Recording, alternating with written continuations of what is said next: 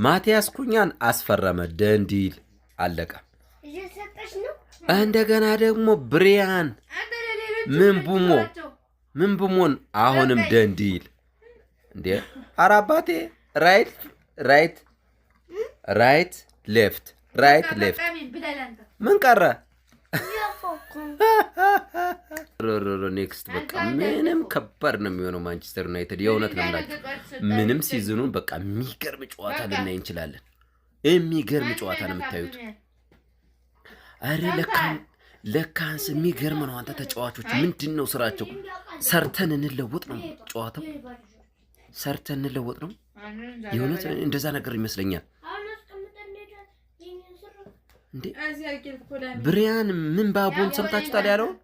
ምንባቡ ብሪያን መቼም ቢሆናል በቃ ድሮ ህፃን ጀምሬ የምደግፈው የምወደው ክለብ ነው ማንቸስተር ዩናይትድ ነው የምፈልገው። ቶተንሃም፣ አርሴናል ምናምን ቼልሲ ምናምን አልፈልግም። ሰርቼ ነው መለወጥ ገብቶታል በቃ።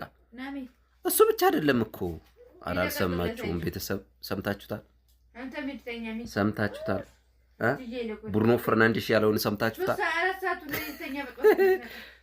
200 ሚሊዮን አባቴ እንካ ብላ ብሎ ሲቀርብለት አልፈልግም ማንቸስተር ዩናይትድ ጋር መቀመጠው አለ። እሱ ብቻ ይገርማል እንዴ! ዱኬሬስ ምን ነክቶት ነው? አርሴናል እንደዚህ ልብለው እያለ በዛ ላይ ደግሞ የሚገርም ልጅ እኮ ነው ሰውየው። በቃ ዩናይትድ አደረገው በቃ የእውነት እንደገና ሰበሰበ። ይሄ ክለብ ኔክስት ላይ የምታዩት ነው የሚሆነው። በጣም ከባድ ነው የሚሆነው። እስኪ ተመልከቱት። አሁን እስኪ ዝውውሩን እዩት። ዝውውሩን ተከታተሉት።